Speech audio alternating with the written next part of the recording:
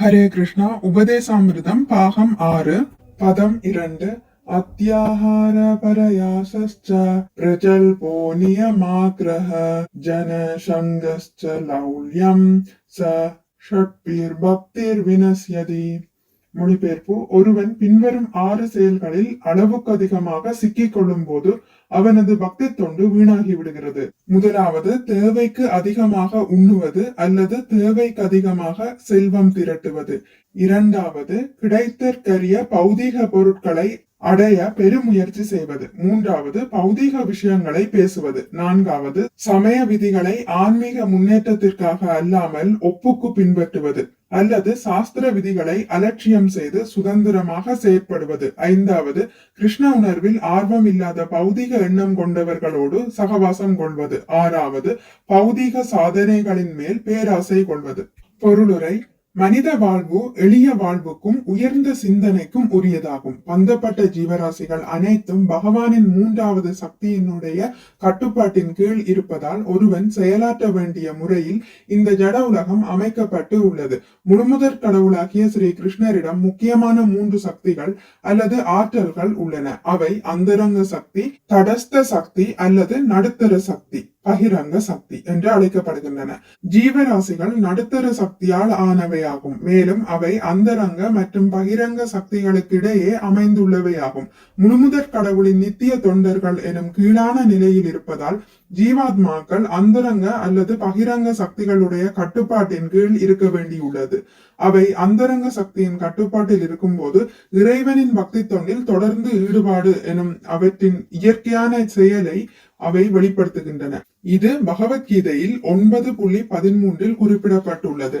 மகாத்மானஸ்து மாம்பார்த்த தைவீம் பிரக்ருதிம் ஆஸ்ரிதா பஜந்தி அனன்யது மாம் மனசோக்ஞாத்வா பூதாதிம் அவ்யயம்.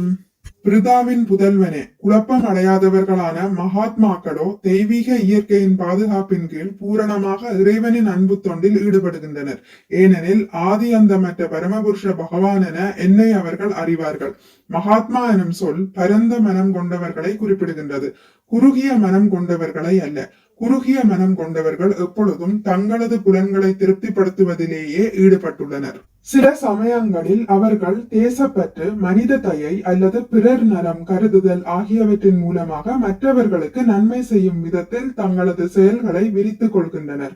குடும்ப அங்கத்தினர், சமூகம் அல்லது சமுதாயம் ஆகியவற்றை போன்ற மற்றவர்களின் புலனின்பத்திற்காக தங்களது சொந்த புலனின்பத்தை அவர்கள் விளக்கலாம். உண்மையில் இது சுய புலன் இன்பத்திலிருந்து இனத்திற்கும், இனத்திலிருந்து சமூகத்திற்குமாக விரிவடையும் புலன் இன்பங்கள் ஆகும். பௌதிக கண்ணோட்டத்திலிருந்து காண்பதற்கு இவையெல்லாம் மிகவும் நல்லதாக காணப்படக்கூடும். ஆனால் அத்தகைய செயல்களுக்கு ஆன்மீக மதிப்பு இல்லை.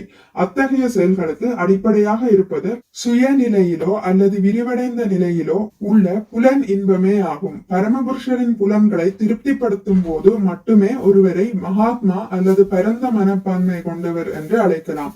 மேலும் குறிப்பிடப்பட்ட பகவத்கீதையின் ஸ்லோகத்தில் தைவீம் பிரகிருதீம் எனும் சொற்கள் முழுமுதற் கடவுளுடைய அந்தரங்க சக்தியின் அல்லது இன்ப ஆற்றலின் கட்டுப்பாட்டை குறிக்கின்றன. இந்த இன்ப ஆற்றல் ஸ்ரீமதி ராதாராணியாக அல்லது அவளது விரிவங்கமாகிய லக்ஷ்மி தேவியாக தோற்றமளிக்கிறது. தனித்தன்மையுள்ள ஜீவாத்மாக்கள் அந்தரங்க சக்தியின் கட்டுப்பாட்டின் கீழ் இருக்கும் போது அவர்களது ஒரே ஈடுபாடாக இருப்பது கிருஷ்ணர் அல்லது விஷ்ணுவை திருப்திப்படுத்துவதே ஆகும். இதுவே மகாத்மா ஒருவரின் நிலையாகும். ஒருவன் மகாத்மாவாக இல்லையெனில் அவன் ஒரு துராத்மாவாக அல்லது குறுகிய மனம் கொண்டவனாகவே இருப்பான்.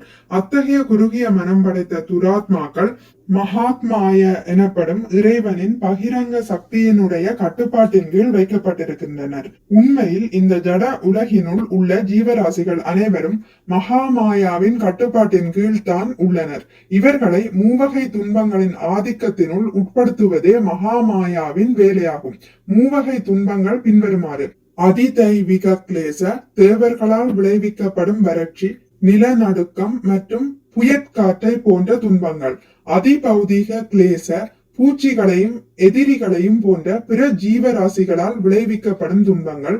மற்றும் அத்தியாத்மிக கிளேச, உடலாலும் மனதாலும் விளைவிக்கப்படும் துன்பங்கள், மனோ மற்றும் சரீர தளர்ச்சியை போன்றவை. தெய்வ புதாத்ம ஹேதவ. பகிரங்க சக்தியின் கட்டுப்பாட்டினால் இம்மூன்று துன்பங்களுக்கு உட்படுத்தப்படும் பந்தப்பட்ட ஆத்மாக்கள் அநேக கஷ்டங்களை அனுபவிக்கின்றனர். ஹரே கிருஷ்ணா. இத்துடன் முடித்துக் கொள்கிறேன். இனி அடுத்த பதிவில் இதன் தொடர்ச்சி தொடரும். மிக்க நன்றி. ஹரே கிருஷ்ணா. உங்களுக்கு இந்த வீடியோ பிடித்திருந்தால் லைக் பண்ணுங்கள், ஷேர் பண்ணுங்கள், சப்ஸ்கிரைப் பண்ணுங்கள். நோட்டிபிகேஷன் பெல்லை அழுத்துவதன் மூலம் அடுத்த பதிவுகள் உங்களை வந்தடையும். பகவான் ஸ்ரீ கிருஷ்ணரை பற்றி கேட்டு மகிழ்வோம். ஹரே கிருஷ்ணா.